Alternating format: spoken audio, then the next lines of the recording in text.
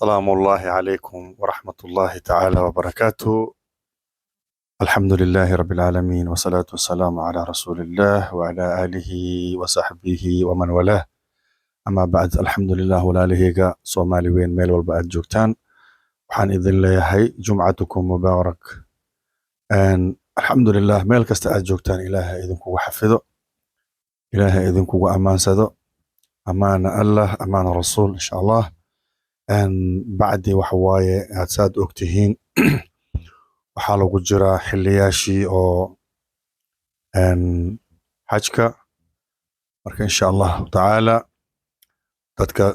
dadka sii socdaan ilaahayow safarkooda allah ha u fududeeyo, waajibkooda allah ha uu fududeeyo, waxay niyadooda gashteen allah ha u fududeeyo insha allahu tacaala. annagane ilaahayow noo fududeey insha allah. qofkii niyadiisane u baahan inuu tago xajka, waajibka guto, ilaahay ha u fududeey insha allahu tacaala. marka walaalahayga saad ogtihiin xajka wuxuu ku jiraa waa shanta tiirka islaamka. marka alxamdulilah, ilaahay anagana hanoo sahlo, ilaahay anagana hanoo fududeey insha allahu tacaala.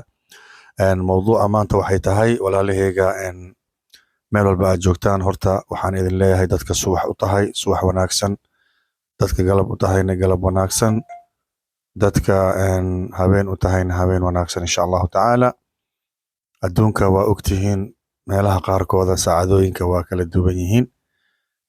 marka walaalahayga, mawduuca maanta waxay tahay, walaalahayga waxaan rabaa inaan ka hadlo wax oo muhiim ah oo aan ku dhex noolnahni waqtigan lagu jiro.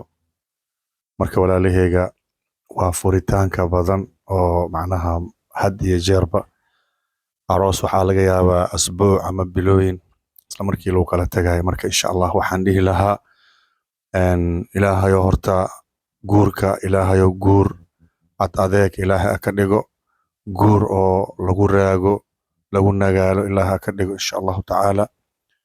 maxaa ku soo hartay jiilka hadda iyo jiilka soo socdaba, ilaahay ha ka dhigo.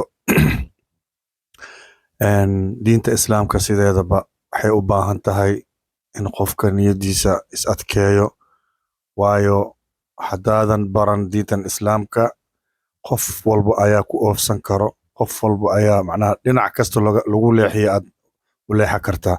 marka insha allahu tacaala ha lagu dadaalo macnaha in ciyaalka caruurta intay yaryar yihiin diinta lagu beero insha allahu tacaala. aaday u fiican tahay, waayo diinta haddii qofka diin barto way adag tahay in qofkaas uu ka baxo diinta si fudud. marka insha allahu tacaala taasna waxay ka mid tahay waxyaalaha hadda la fududeysanayo. waxaa ka mid ah furitaanka, waxaa ka mid ah xishood darada, waxaa ka mid ah alla ka cabsiga way yaraatay alxamdulilah. marka walaalayaal waxaan idin leeyahay lagu dadaalo. meelo badan intaan tagna aroos waxaad maqlaysaa 3 bil 4 bil kadib war dadkii way isfureen. marka waa ceeb caleyk insha allahu tacaala. waxaan idin leeyahay guur kasta soo socda ama guur kasta oo aan ku dhex jirno ilaahay noo adkeey, waayo ma fiicna dadka inay kala tagaan. waayo hadday caruur meesha ay joogaan, caruurtii baa aad ku dhibtoonayo, habartii naftirkeeda, islaantii naftirkeeda way ku dhibtoone, waayo macnaha waxay u baahan tahay daryeel. lababa macnaha waxaa la yiri Soomaali waxay dhahaan geed waxaa loo gooyn karaa gacmo wada jir. marka hadday ahayn wixii ma go'ayaan. marka insha allahu tacaala walaalahayga, macnaha wallaahi horta aad iyo aadaan macnaha aan maanta aan ku fikiray guurka oo mar walbaba la is aroosayo oo qarash qofka ka baxayo oo kaale arag farxadii oo muddo kadibna inay dadka ku kala tagaan waa laga fiican yahay. marka ha laga fiirsada insha allahu tacaala. waana soo duceynayna insha allah. ilaahayow adduunkan aan ku noolnahni fasahaadan socdo ilaahay naga qabo, ilaahayow dagaaladan meel kasta ku socdaan ilaahayow naga qabo, ilaahayow ummadda muslimiinta isku miday insha allahu tacaala.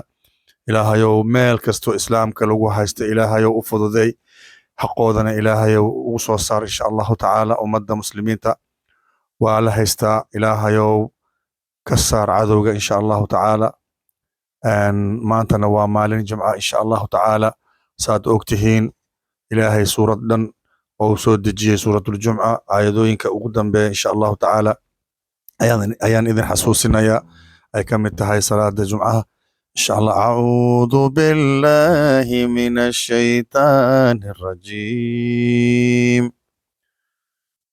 يا أيها الذين آمنوا إذا نودي للصلاة من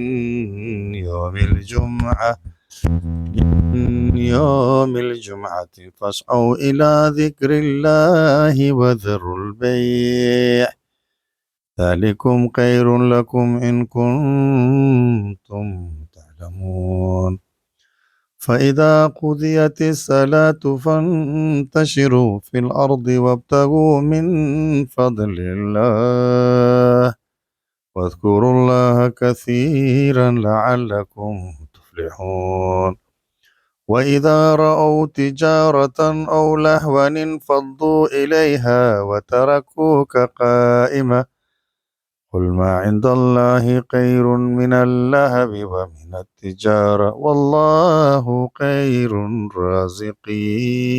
الرازقين صدق الله العظيم إن شاء الله تعالى ولا لهيغا هل الصوت دعايو هل دادالو صدقوينك صلاة أذكارت إن شاء الله تعالى وحي والدنا إلهيو ونحرسو إلهيو وحي والدين تينا دن نغا هرمرين إلهيو جنة الفردوس العالى إلهي جاي هلو دادالو صدقات إن شاء الله تعالى وإنو جمعة دنب إن شاء الله وحيسا له أنيو ولالكينا وإذن شاء الله إلهي درتيس بإذن الله تعالى وبالله توفيق والسلام عليكم ورحمة الله وبركاته.